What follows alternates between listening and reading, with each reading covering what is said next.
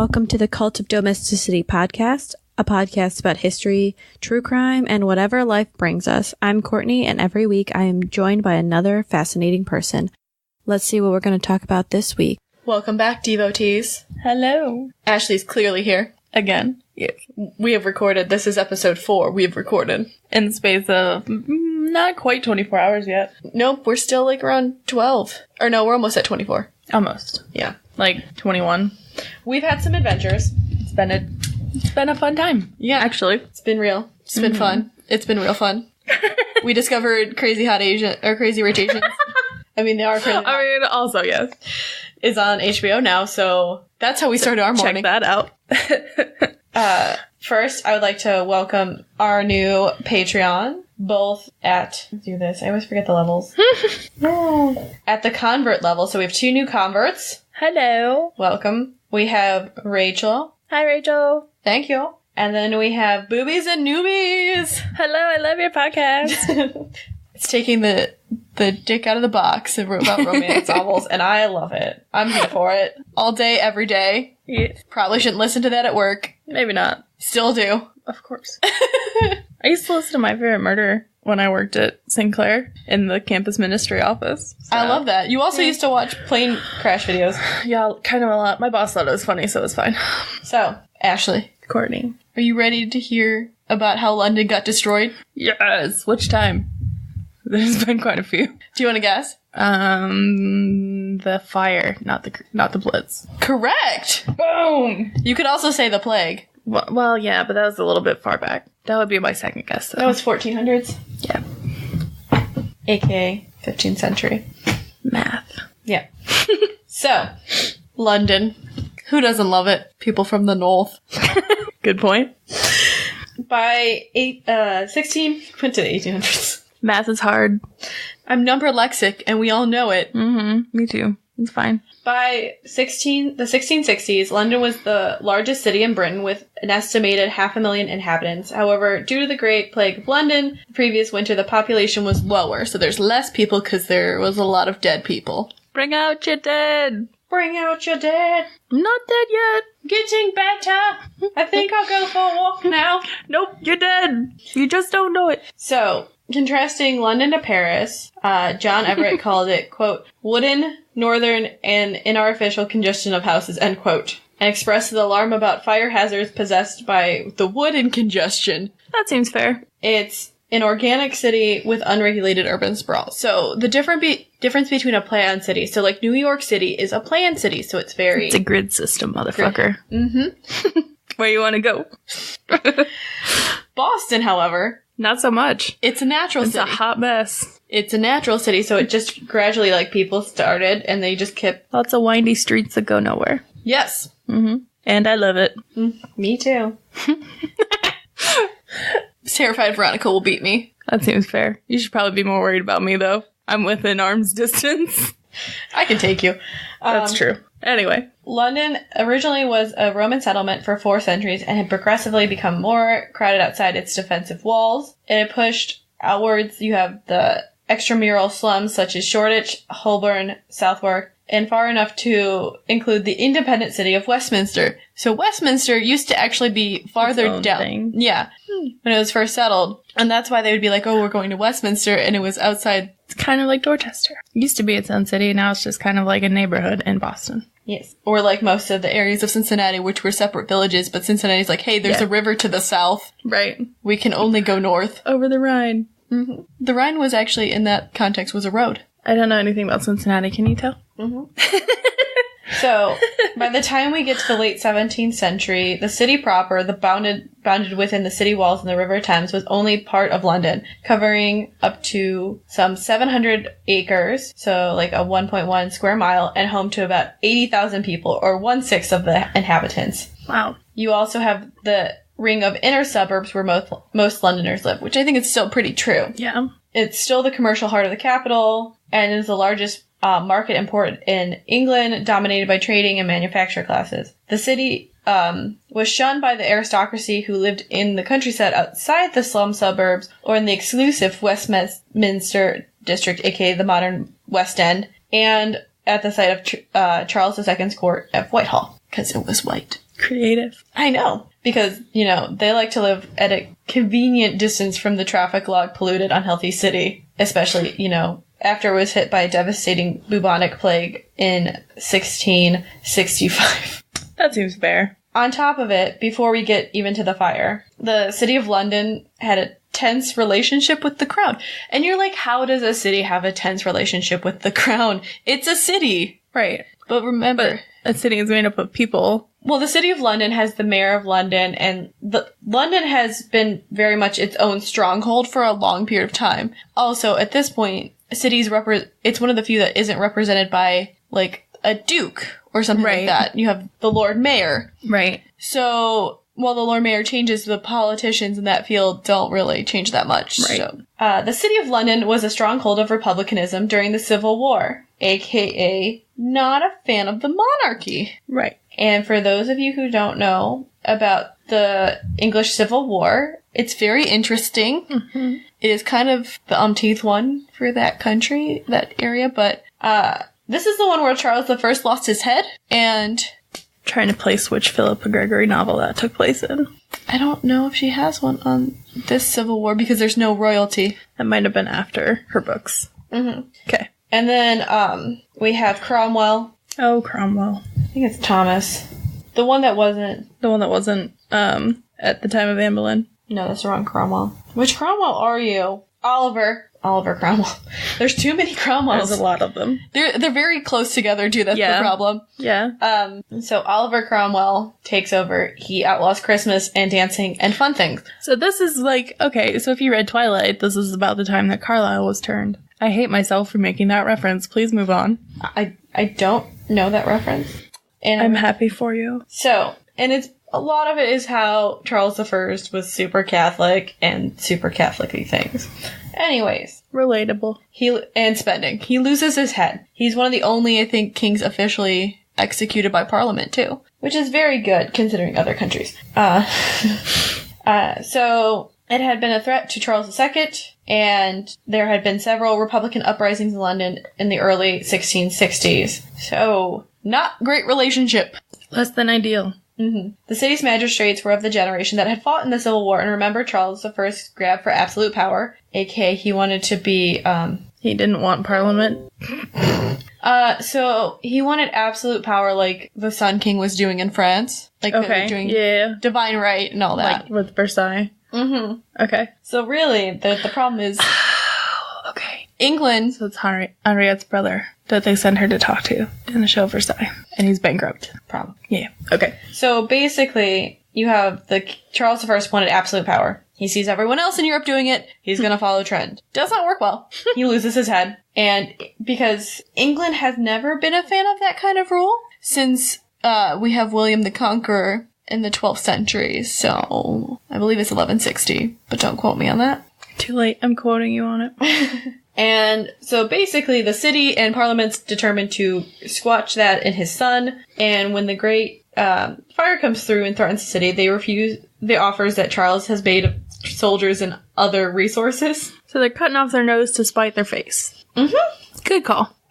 Even though it was an emergency, it was so unpopular to have royal troops ordered into the city that basically there would have been rioting, looting, and people attacking the troops. So it's kind of fair because you have the political antagonism in the people's idea of the crown at this point. So to have it'd be like having federal troops come into an area that is very anti-government and has had recent history of that. So like Selma in the 1960s? Yes. And so this is basically going to be great. It's going to end really well. Charles would eventually take over control for when the fire's burning from the Lord Mayor, but it's not great already. Mm-hmm. So, how do you fight fires in this period? Because there's no... You don't have fire hydrants. No. No fire department.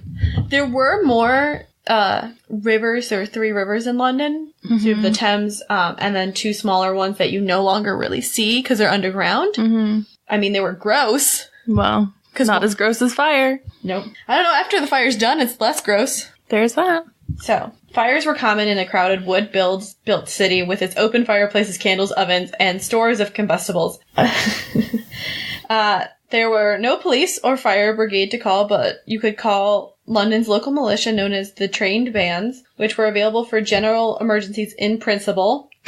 And In theory, watching for fire was one of the jobs of the watch and thousands of watchmen or bellmen who patrolled the streets at night. So there's like unofficial militias that do the job of police and firemen at this point. Police are actually a very new concept in world history. right. I think it's in the Victorian period where we see a real rise in police. And that's why we should really be glad as people who love true crime that we've developed as fast as we have. Right. Yeah. If we had called 911 back then, it would not have been a 2-minute response time because there would not have been 911 to call. There would not have been 911 to call. We'd have to go to the police station to report it. You know, a good 10-minute walk one way. Well, in my car, so. Well, yeah. But you wouldn't have your car back then. That's true. We'd have to get a horse. Self-reliant community procedures were in place for dealing with fires, and they were usually effective because they had practice. Well, and they were unique to the community. And so the community would want to stop the fire because it's going to catch everyone's houses on fire and businesses. So Right. Public spirited citizens would be alerted to a dangerous fire by muffled peals on the church bells and would be congregated to hastily fight the fire. The available methods relied on were demolition and water. So either tear it down or cover it in water. That makes sense. You don't really think of tearing it down now, but it's a good way to smother the embers. By law, a tower of every parish church had to hold equipment for these efforts. Long ladders, leather buckets, axes, fire hooks for pulling down buildings quickly. Did they have blowpokes? I don't think they needed blowpokes. That would make it worse. Sometimes taller buildings would be leveled to the ground quickly and effectively by means of controlled gunpowder explosions. So you fight fire with fire. Yeah, we kind of do a similar method now. They'll do fire breaks, which are they'll just clear the area of any brush or anything there, so let it burn itself out. You want it to get far enough, like the break to be far enough that the fire can't cross it. So you're going to contain it by just having nothing that can burn. Right. Okay. That makes sense. So, we got a wooden city. There's still remnants from the Civil War, which means they have armaments there, which is great. Good call. Good call. Because gunpowder and such. It's what you want when you're having a fire. And, it's an industrial city, so just imagine there's tanners, there's people doing metalworks, and so the chemicals they need and all of that, and then butchers and stuff, so extra fats. And Right. Sunday morning. So they had 2 rainy summers in 1964 and 1965. London is under an exceptional drought since November 1665, and the wooden buildings were tindered dry after a long hot summer in 1666. I just realized the end numbers are 666. Do you think it's a coincidence? No. Nope. A fire broke out at Thomas Faring's bakery in Pudding Lane a little after midnight Sunday, August 2nd, in September. The family was trapped upstairs but managed to climb from an upstairs window to the house next door, except for a maidservant who was too frightened to try and became the fire's first victim. The neighbors tried to douse the fire, but after an hour, the parish constables arrived and judged that the adjoining houses better be demolished to prevent further spread. While the householders protested, the Lord Mayor, Sir Thomas Bloodworth, was summoned, and alone had authority to override their wishes. When he arrived, the flames were consuming the adjoining house. Sorry. Hold up. Pause. It is the devil's year, and you decide to elect someone the last name Bloodworth. He was probably elected before. I don't care. You know that year's coming. Okay. Anyway, proceed. Bloodworth. Yeah. The flames have already reached the adjoining houses, creeping towards the paper warehouse. Oh, no. And flammable stores on the riverfront. You doing okay? This is why you plan a city. But it's so old. You don't put a paper stop next to a bakery. So the more experienced firemen were clamoring to demolish houses and stuff around there to prevent it from spreading, but Bloodworth said nope, because those premises were rented and the owners could not be found. Because you gotta ask them before you tear down their house and their stores. You think the fire's gonna ask them? Yes. Does the fire, I need your permission to tear up your shit. Dear sir or madam, fire is coming in. Sign here. Thanks. Love, fire. Yeah. It's a very polite fire. It's very polite. Bloodworth is generally thought to have been appointed to the office of Lord Mayor as a yes man rather than possessing requisites capable for the job. So he's just there to do what the council tells him, and he's put in charge of a fire. Smart. He panicked when faced with the sudden emergency, and when pressed, made the oft-quoted remark, quote, "Psh, a woman could piss it out," end and left. I mean, maybe don't be so glib about a big fire like that. I think he's panicking and doesn't know what... It wasn't that big initially, but it's starting to spread and get bigger. I mean, you're gonna need at least 3 women for that. Mm-hmm. After the city had been destroyed, Samuel Pepys, who is... I mean, read his diary. It's fascinating. It wasn't... Like, the diary writing it back then was great because we don't know if he meant for it to come out. Right. But so they found it was, it. like, more honest than might otherwise be at the time. Oh, sweet heavens, this diary. It is juicy. Oh. So juicy. And I've read, like, I think all of it on the fire. And you're just like, say what now? Because he's just wandering around. So, Samuel Pepys looked back on the events and wrote in his diary of the 7th of September, quote, People do all the world cry over the simplicity, stupidity of the Lord Mayor in general, and more particularly in the business of the fire, laying it all upon him, end quote. So everyone's like, it was you. It was this idiot's fault. Tar and feather him. I like it. Pepys was a senior official in the Navy office then, which is a good position. He ascended to the Tower of London on Sunday morning to view the fire from a turret. 'Cause, privilege. As one does. He recorded in his diary that the eastern gale had turned it into conflagration. It had burned down several churches, he estimated 300 houses, and had reached the riverfront. The houses on the London Bridge were burning. 'Cause yes, bitches, they built houses on bridges. Yeah. You needed space? We have this bridge. And you know what's great? Is that where the rhyme about London bridges falling down comes from? Look at that. I think we're technically on our 3rd or 4th London Bridge. Well, yeah. Not including Fergie's. That's not about a bridge.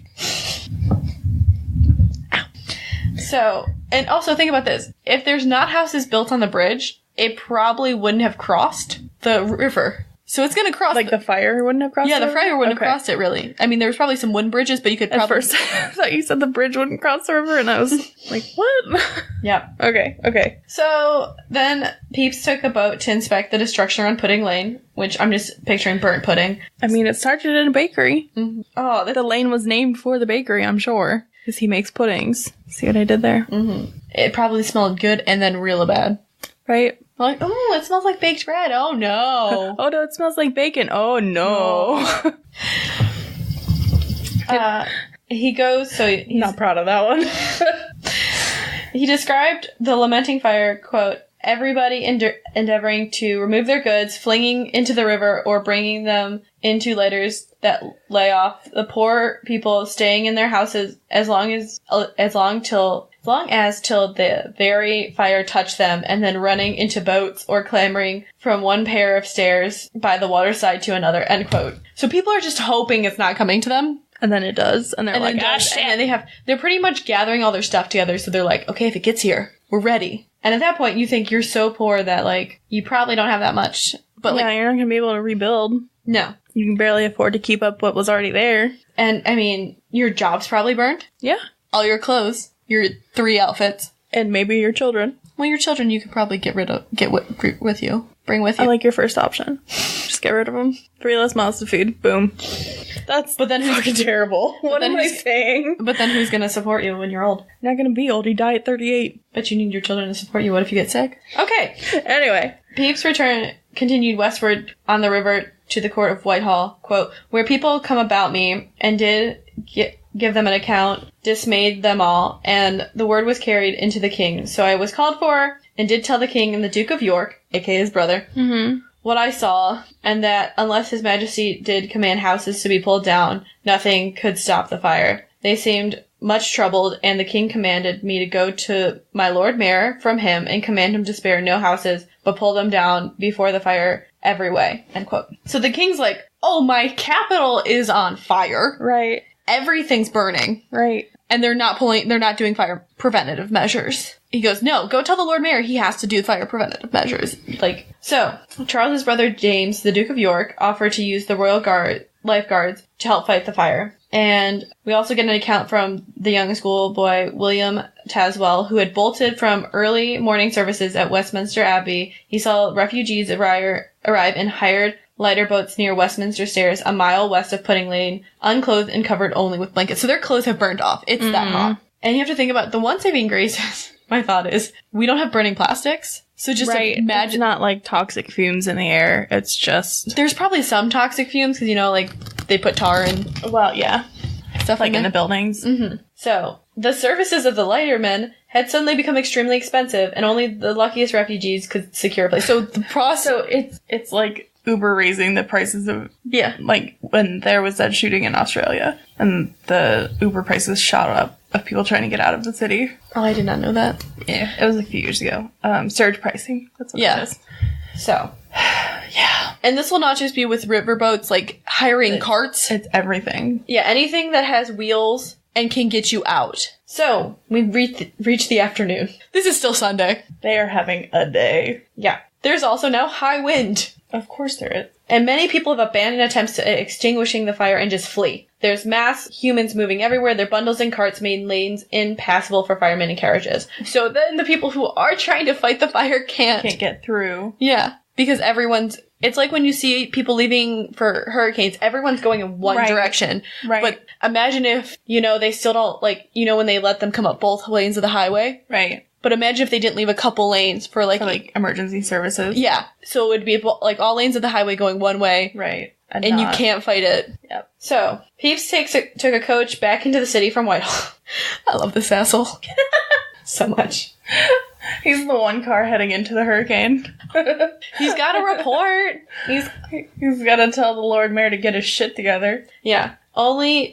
Reached only St. Paul's Cathedral before he had to get out and walk because people. Right. Pedestrians with handcarts and goods were still on the move away from the fire. They're heavily weighed down because they have everything. Because you're going to take your furniture too, because really, until probably more recent years, furniture has been a highly prized thing because it was so expensive. It was a luxury good. Now it's still a luxury good, but you can buy a couch for a couple $100. Yeah, this one was maybe 150. Yeah, so you can obtain them easier. So yeah, so it's not quite such a big deal if you lose it in a fire. Yeah, mattresses. Oh my god. Yeah, not even great. More expensive. Do you have a good one? Oh, so. Church parishes not directly threatened were filled up with furniture and valuables, which were soon had to be moved farther away. Right, because it's spreading. Also, a lot of these churches, depending where they were stone. So stone churches. Yeah, a much better chance of surviving the fire. Mm-hmm. Pepys found Bloodworth trying to coordinate firefighting efforts near to collapse. Quote, like a fainting woman, end quote. So he's not doing well. Okay. He's not the person you want handling a crisis. No. But he's in charge. Okay. For better or worse. For better or worse. Who you got? Crying out plaintively in response to the king's message that he was pulling down houses. Quote, but the fire overtakes us faster than we can do it, end quote. So he also refuses James' offer of soldiers and goes to sleep. He goes to bed now. As London burns, he goes to take a nap. I want to judge him for that, but I get it. He's so stressed out, he just needs to sleep. It's an anxiety nap. I did that. I did that a lot. Charles II sails down from Whitehall on the royal barge to inspect the scene, which I think is the funniest scene to imagine. Everything's on fire, and you're just in a royal barge like citizens. Thank you for being here today. He probably wasn't. He probably was you probably saw a lot of military men there, taking stock, grim looking. But the dudes are still dressed really hella fancy. And there's naked people because everything. It's a lot of colors and fur. Yeah. The king was not pleased when he found out houses were still not being pulled down, despite Bloodworth's assurances to Pepys, and overrode the authority of Bloodworth in order to wholesale demolition of the West Fire Zone. Basically, by the time they get put into order, the fire's already out of control in that area, because they weren't, the people who knew what they were doing weren't given leave to just do their jobs. Right. You know? Yeah. By Sunday afternoon, 18 hours after the alarm was raised on Pudding Lane, the fire had become a raging firestorm that had created its own weather. Oh. So... Is it causing its own wind? It's so... Yeah, it's... if you've seen pictures of, the California fires and stuff like that, it just starts affecting the weather because there's so much soot, so you're not getting sun. Gotcha. And then fire needs oxygen, so it's going to suck in the air, so it is creating wind. Okay. It's just really intense. So... A tremendous rush... loud, too. Oh, yeah. Deafening. Deafening. The tremendous uprush of hot air above the flames was driven by the chimney effect, wherever constrictions in the narrow air current, such as constricted spaces between jetty buildings and a vacuum left at ground level. So, thin spaces, like alleys, roads, gaps in a house. Like, that's how, like, a lot of fires spread between buildings. Mm-hmm. I recently had to research a property, and they had a fire in the garage. It took over the next garage and got into the house next door because the window was open. So the air pulled it in because it was cool air. So it goes, whoop. Yeah, pulls the warm air right in, and then the fire comes with it. Mm-hmm. They saved the house, but still, yeah. But that was in the 1920s, so firefighting was much better. Yeah. Okay, so, not going well, and it's only day 1. Oh, no. The strong inward winds did not tend to put the fire out as people thought, but instead supplied fresh oxygen to the flames, creating turbulence, uprush. So it's a continual cycle, and it's creating an easterly direction of the gale. Pepys went down to the river with his wife and some friends to see the fire up and down and still increasing. They ordered the boatmen to go, quote, so near to the fire we could smell the smoke, and all over the Thames, with one's face in the wind, you were almost burned with a shower of fire drops, end quote. When these fire drops became unbearable, the party went to an alehouse on the south bank, where they stayed till darkness, and they could see the fire on the London Bridge across the river. Quote, as only one entire arch of the fire made from this to the other side of the bridge, and in a bow up the hill for an arch above a mile long. It made me weep to see this. And, end quote. Pepys described the arch of the fire as, quote, a bow with God's arrow in it with a shining point, end quote. So that's the end of Sunday. Okay. Day 1. How do you feel? I mean, not great. I keep doing this to you. And you keep coming back for it. I know. So, Monday, the fire expanding north and west, and the turbulence of the firestorm pushing the flames farther south and farther north than the day before. So, it's creating its own weather. There's sparks flying everywhere. And it just keeps spreading. It's like a hungry, hungry hippo for the city of London. The spread to the river, the spread of the fire south was mainly halted by the river, but it had torched the houses on London Bridge and was threatening to cross the bridge and endanger the borough of Southwark on the south side of the bay. Southwark, which had preserved a pre-existing fire break on the bridge, so a long gap between the buildings, which had saved the south side of the Thames from the fire in 1632 and now did so again. Flying embers started a fire in Southwark, but it quickly had stopped, so they put it out. They were like, nope, you shall not pass. I imagine it was actually Ian McKellen there at the time, too. Like, he's an immortal. He hasn't. We hope so. Yeah. No. Headcanon accepted. So up to the north, it has reached the financial heart of the city. Houses of the bankers on Lombard Street began to burn Monday afternoon, prompting a rush to get their stacks of gold coins to safety before they melted away. Because otherwise, all the currency is gone. You lose the wealth of the city and the nation. Yeah. So you're double fucked. Mm-hmm. Because even if you lose the wealth of the nation, at least you could maybe count on, like, private citizens helping you, like, as a loan. But if they don't have the money to do so, yeah. Could you just imagine in the embers just picking up gold, chunks of gold? And it melting in your hand? Well, I'm assuming you're not going to put a Viserys and ask for gold. That's what I was thinking. That's exactly what I was thinking. Okay. Several observers emphasized the despair and helplessness which seized Londoners the second day. A lack of efforts to save the wealthy, fashionable districts, which were now menaced by the flames, such as the Royal Exchange, and you have the combined bourgeoisie shopping center, the, purse and, the shopping center, and the opulent consumer shops in Cheapside. The Royal Exchange caught fire in the late afternoon and was a smoking shell within a few hours. John Everley, a courtier and diarist, wrote, quote, the conflagration was so universal and the people so astonished that from the beginning I know not was despondency or fate. They hardly stirred to quench it, so that there was nothing heard or seen but crying out and lamentation, running about like distracted creatures without all attempts to save even their goods, with such a strange consternation there was upon them, end quote. Basically, people are just trying to save themselves at this point. Yeah. The fire is so out of control. Yeah. A lot of talking. Thank you. Everley lived about 4 miles outside of the city in Deptford, so he did not see the early stage of the disaster. He went by coach to Southwark on Monday, joining many of the other upper-class people to see the view which Pepys had seen the day before of the burning city across the river. Wow. Doesn't that just sound so bougie? You're just like, we're gonna watch the peasants burn. Right? So. I wonder why there were revolution. So, the conflagration was much larger now. The whole city in dreadful flames near the waterside. All houses from the bridge, all of Thames Street, upwards Cheapside, down to the 3 Cranes were now consumed, end quote. In the evening, Everly reported the river was covered with barges and boats, making their escape with piled goods. So people are hiring boats, they're hiring carts, anything to get their stuff out. Mm-hmm. There's also carts and pedestrians through the bottleneck city gates, making for the open fields to the north and east, which for many miles,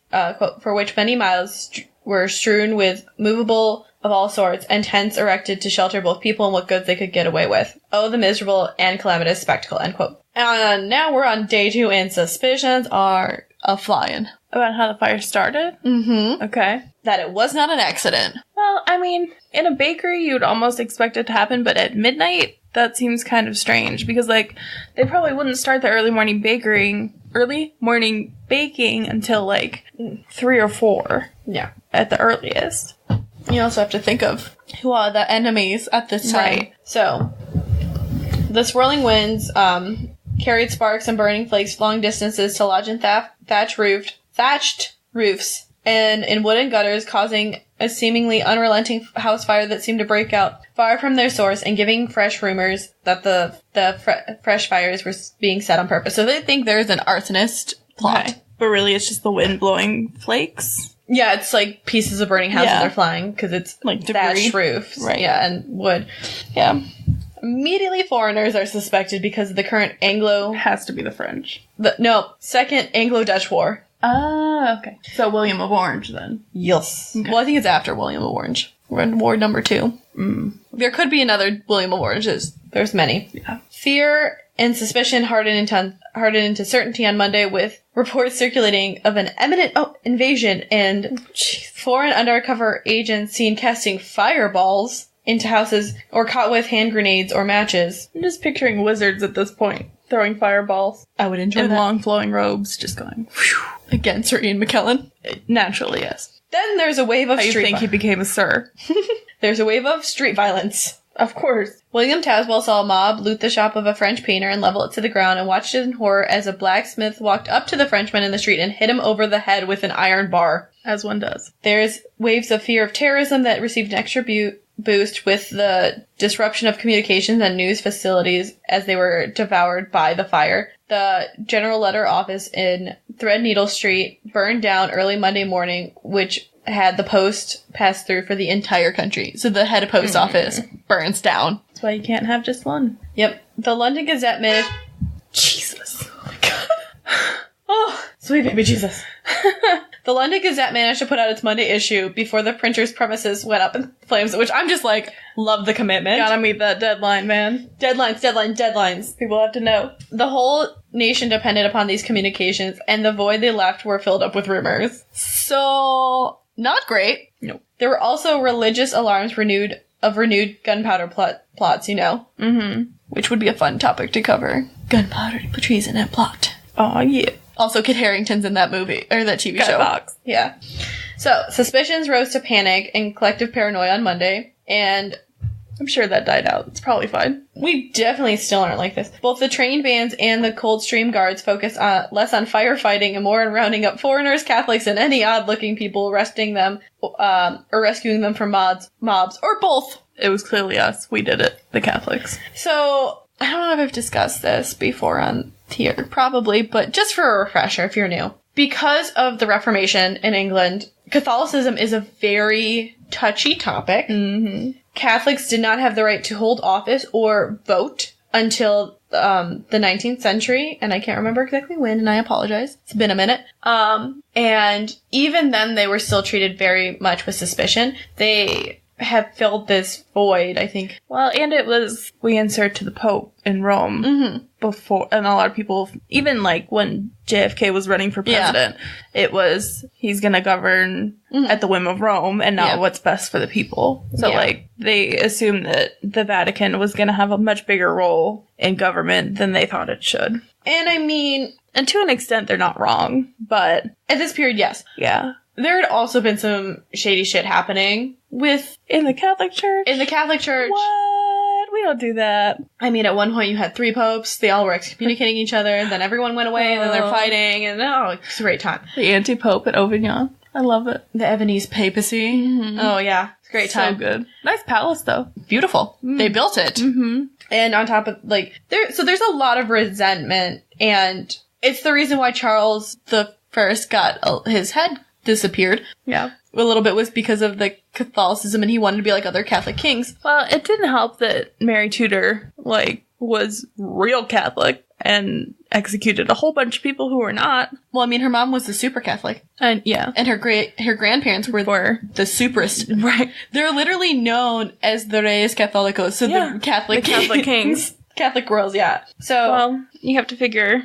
also Catherine of Aragon's nephew was the Holy Roman Emperor. Yeah. So, yeah, there's a lot of reasons. There's a whole lot of nepotism going on there. I mean, the Habsburg job, one thing. Yeah. But, so you can understand why the fear of Catholic plot. It comes up a lot. Yeah. Also, their main enemies, France and Spain, it just rotates. So, yeah, fair. Well, yeah, and the Jacobite uprisings and all of that stuff. And Ireland's super Catholic. Right. That's always my favorite when they're like, the French are gonna land in Ireland and then invade. And I'm like, that seems like a roundabout way. Mm.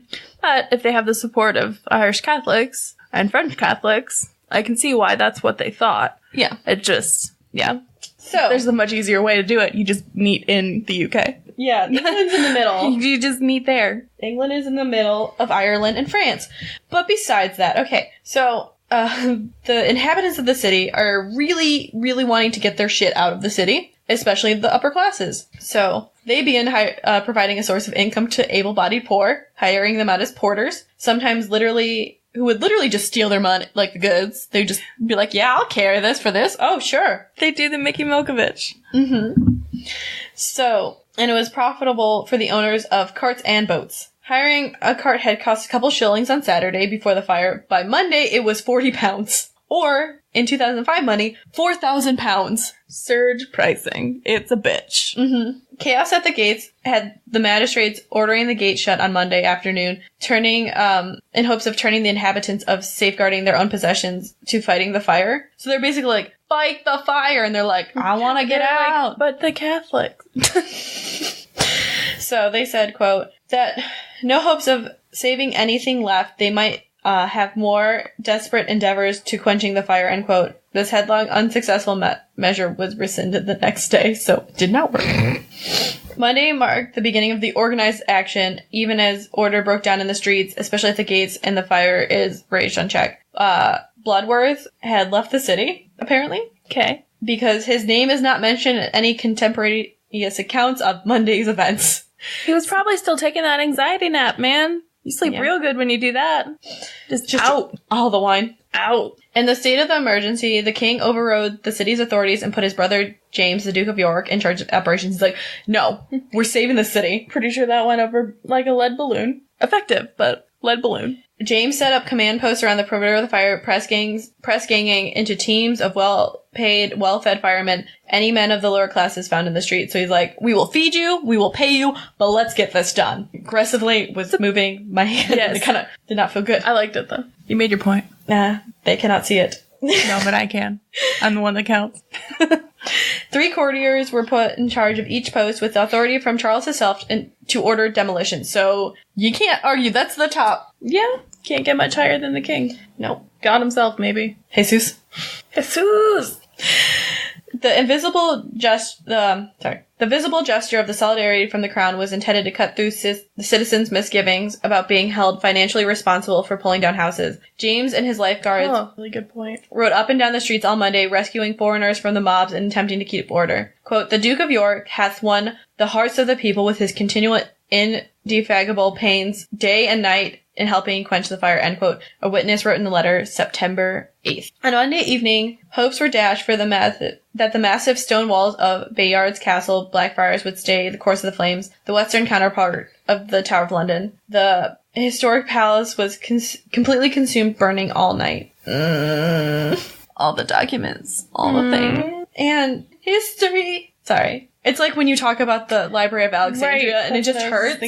Contemporary account, I don't know what I was trying to say there. Words, probably. A contemporary account said that King Charles in person worked manually that day or later to help throw water on the flames, to help the demolished buildings make a fire break. So even the king is like, there's rumors that the king was out there doing shit too. He wasn't just directing. He's like, we need to get this shit done. Tuesday. We're on September 4th, so we're on the 3rd day. Okay. And on the 3rd day, And this is the day of greatest destruction. The Duke of York's command post at Temple Bar, which is where the barristers are, the lawyers, where the Strand meets Fleet Street, was supposed to stop the fire's westward advance towards the Palace of Whitehall. So, another important building. He hoped that the river fleet would form a natural fire break, making a stand with his firemen on the Fleet Bridge and down to the Thames. However, on early Tuesday morning, the flames jumped over the fleet, outflanked them, and driven by unabated westerly gale, forcing them to run for it. The consternation at the palace as the fire continually and implacably westward, quote, "Oh, the confusion there was at that court," end quote, wrote Everly. So everyone is freaking out. Working to a plan at last, James firefighters had also created a large fire break to the north of the conflagration. Oh, it's so dry. Also, looks like there's a storm coming. It does. So, we got the plan. The fire break contained the fire until late afternoon when the flames reached across and began to destroy the wide, affluent shopping street of Cheapside. Everyone had thought St. James Cathedral would be safe, with its thick stone walls and natural fire break in the form of the surrounding plaza, but it had been crammed with rescued goods and its crypt filled tightly packed with stocks from printers and booksellers in the adjoining Pasternas Row. And the building is covered with a wooden scaffolding undergoing a piecemeal restoration by Christopher Wren, who is relatively unknown then. And we'll remember him. Okay. The scaffolding caught fire Tuesday night. Good. So, Good. Leaving school, our friend young William Taswell stood on Westminster stairs a mile away, watched as the flames crept around the cathedral, burning the scaffolding and igniting the timber roof beams. Within half an hour, the lead roof was melting, and the books and the crypts and the books and the paper in the crypt caught fire with a roar. Quote, "The stones of St. Paul's flew like grenadoes, the melting lead running down the streets like a stream, and the very pavement glowing with fire redness, so as no horse nor man was able to tread on them," end quote, by Everly. So, by church, St. Paul's, with its heavy masonry, broke through its crypt, and everything's burned. During the day, the flames began to move eastward towards the neighborhood of Pudding Lane, straight towards, from Pudding Lane. So they're moving eastwards from Pudding Lane. So it's going out in all directions, minus south. And towards Pepys' home on Seething Lane and the Tower of London with its gunpowder stores. Cool. The garrison at the tower took matters into their own hands after waiting a day for the requested help from James's official firemen who were busy in the west. They created their own fire breaks by blowing up houses on a large scale in the vicinity, halting the advance of the fire. In a letter to William Coventry, William Pepys wrote that he, quote, "saw how horribly the sky looks, all on fire, afire in the night. It was enough to put us out of our wits, and indeed extremely dreadful, for it looked just as if it was at us, and the whole heaven on fire," end quote. So that's Tuesday. We're on day 3. Day 4. Okay. Yeah. This is a long fire. Wow. You are not kidding. I told you this was the long one. Because of the damage and the attempted fire breaks on Tuesday, the fire did not spread significantly on Wednesday. The wind also drops Tuesday evening, and the fire breaks created by the garrison begin to take effect on Wednesday. Stopping the fire caused much damage and demolition damage in the lawyers' area called Temple, like the Temple Bar. So that's where all the lawyers are, and they had like a couple, their bars because they had a couple different areas. Yeah. Pepys walked all over the smolder city, getting his feet hot and climbing the steeple of Barking's church, from which he viewed the destroyed city, quote, "the saddest sight of desolation that I ever saw," end quote. So it's just, the center of the city is ash. Gone. Yeah. There's no St. Paul Cathedral, it's burned palaces, it's burned prisons, it has... The rebuilding must have cost a fortune. We'll get to that. Oh. We're almost done with the fire. Okay. I promise. This is the last thing. There were many separate fires still burning themselves out, but the Great Fire was over. The following Sunday, it rained all over the city, extinguishing the remaining fire.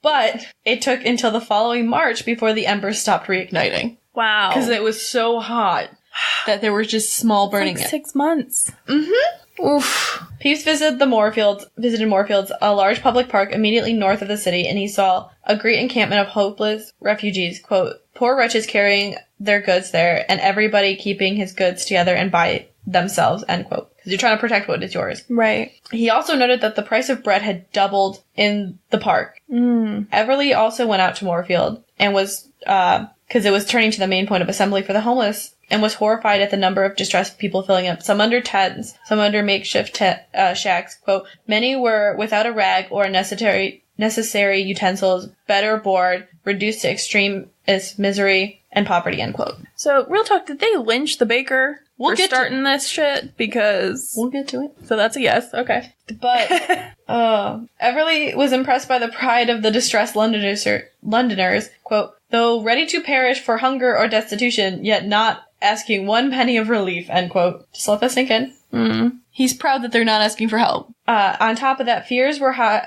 among traumatized fire victims, fear of foreign arsonists, and of a French and Dutch invasion. So everything you own is gone, and you're afraid there's going to be an invasion, which, at this point, they would have invaded, raped, and pillaged. Yeah. It's going to happen. There's then an outbreak of general panic Wednesday night in the encampments on Parliament Hill, Moorfield, and Islington. So you have, like, 3, basically, refugee camps that have formed outside the city of London. Okay. Light in the sky over Fleet Street started a story that 50,000 French and Dutch immigrants had risen. Is that Kitty? Yeah. Okay.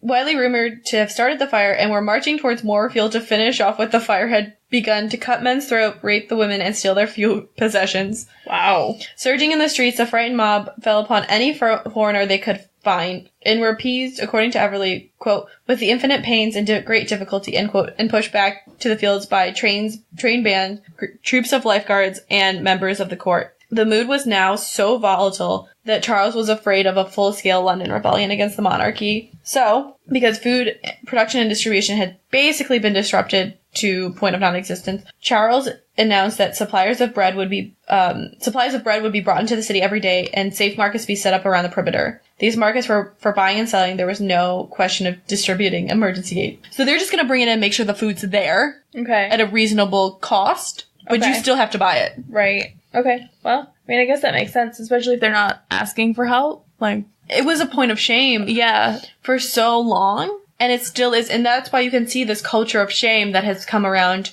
Like food stamps and WIC and all of that stuff. It's so inherent in our culture and our systems to not ask for help. Right. You ask your family for help. You don't ask the government for help. Yeah. And if you can't do that, you're screwed. Yeah. So, aftermath of the fire. It burned for 4 days. Wow. Destroyed large chunks of the city. And I will post... We just celebrated, I think, the 600th... we had a celebration of the anniversary of the Fire of London a couple of years ago. And they...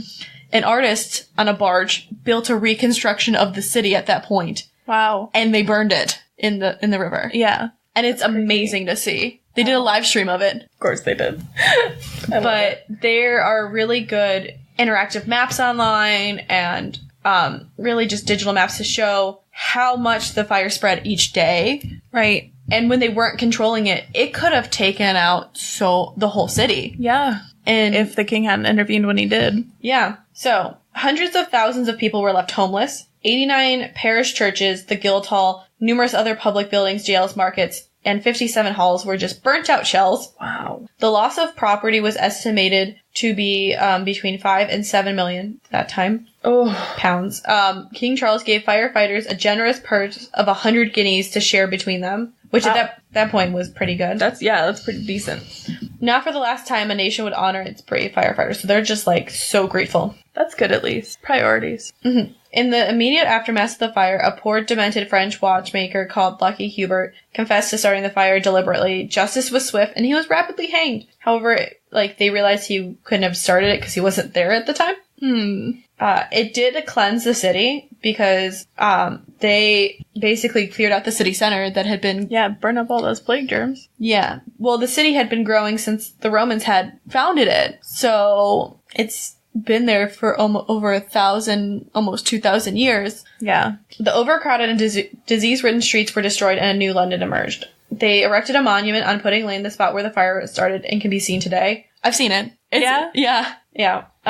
To, be a reminder of those terrible days. And actually, not that many people died from the fire. Surprising, given how long it went on. But they had enough warning to not just get themselves, but get their stuff, so. It was in the tens, not the hundreds, which, for that size of a city, is amazing. Yeah. Wow. Sir Christopher Wren, remember I said he was coming back. And you did. Was given the task of rebuilding London, and his masterpiece, St. Paul's Cathedral, which was started in 1675 and completed in 1711. So, he's basically the reason the city of, the actual city of London looks the way it is with the organized streets. Mm-hmm. And that's why it's so different from Paris. Right. Because Paris didn't have that level of fire. Right. The streets are still very narrow and all that. Yeah. And windy. Yeah. Yeah. So, in memory of Sir Christopher, there's an inscription on the cathedral which reads, quote, "Si momentum requis conspiracy," end quote. And so the actual mean is, if you seek his monument, look round. Mm. He also rebuilt 52 city churches, and his work turned the city of London into the city we know today. Some of the buildings did survive, but only a handful can be seen today. So, I mean, I would say it's awesome to go look for them, but yeah. Then that's the Fire of London. I can't believe... So what do you think? I think we should have come up with fire departments a lot sooner than we did. But given what they had at the time, I think they did the best they could. I think after this there are more... Like a push for more organized emergency. Or at least the bands that they had, like, you have to, like, if we hear it, you have to come. And if anyone around has to come. Yeah. But, I mean, we don't see that level of organization really till the 18th century. Like, even... Or the 19th century. Even in, like, the U.S. Yeah. And all of that. It's just... We didn't have the mechanisms to do it. Right. If you think about it, the development of the radio, of sirens, of... The automobile. Fire hydrant systems, all of that stuff. Yeah. Yeah. They're coming in at the end of the 19th century. Right. And that I have read documents where they're putting in fire hydrants. And even then, until we get phones, you can't report. Right. You have to go to a central location to report it. Right. And tell them the address. And yeah. Yeah. And now you can call from the address. Mm-hmm. And they or will like come. next door. Yeah. So. Or if you're Amish, you put a candle on a donkey. No, that was my favorite murder reference. Oh, sorry.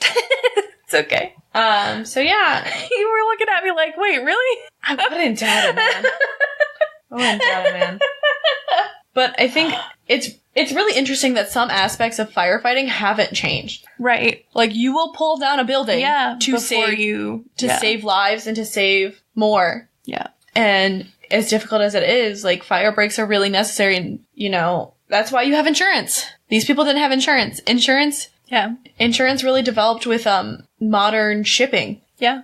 Because ships were going down, and you don't really get insurance for property until later. Right. Like, because, you know, the sea's unpredictable, but land is more predictable. Right. So you don't, yeah. Isn't that crazy to think about? A little bit, yeah. Just blew your mind so much today. Boom. Gone. I believe Bloodworth got put in prison. He did not have a nice fate, but they realized it was an accident. Yeah. In the monument, they really talk about that. Like, no, it was clearly an accident. Like, it wasn't sabotage. No. Yeah. No. And you feel bad because that whole bakery, they must, like... I mean, I wonder what happened to the baker himself. Mm-hmm. But the fact that they don't specifically mention that, no, we hanged him too. Like... Yeah. I feel a little bit better about his chances. Well, his everything he owned was gone immediately. Right. So he was the first the first one to lose everything. Yeah. So maybe that was punishment enough. Yeah. Especially where it wasn't intentional. I know, you feel really bad. It's just the perfect storm of shitty luck. Well, thank you, Ashley. Thank you, Courtney. For haunting your dreams once again. It's what I'm good at. We'll catch you next week, devotees. And also collective. Yes. Bye. Bye. My name is Hunter. And I'm Haley, and we're your hosts of Murder and Such, a podcast about true crime, serial killers, and other dark subject matter. Join us while we fill your ear holes with some crappy comedy and disgusting tales. You can now find us on Spotify, iTunes, Stitcher, Podbean, and all of your podcatcher services. You can like us on Facebook, Instagram, and follow us on Twitter. At Murder and Such. Hope to hear from you guys soon. Bye. Bye.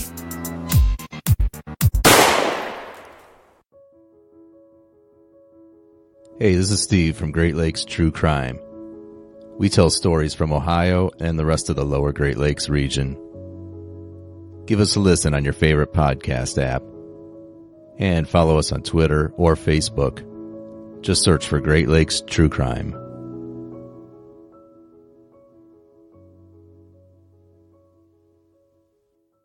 Of Domesticity. We're available on all podcatchers. Remember to rate, review, subscribe to help spread the word, or just force other people to listen to it. Our Facebook and Twitter are at Domestic Podcasts, and our Instagram is at the Cult of Domesticity. We also have podcast merch at Threadless. As well, if you want to support us financially or show some appreciation, we have a PayPal tip jar and a Patreon, which has some pretty great perks. Any topic suggestions, feel free to email us at domesticpodcast@gmail.com. Remember to stay domestic and cult-free.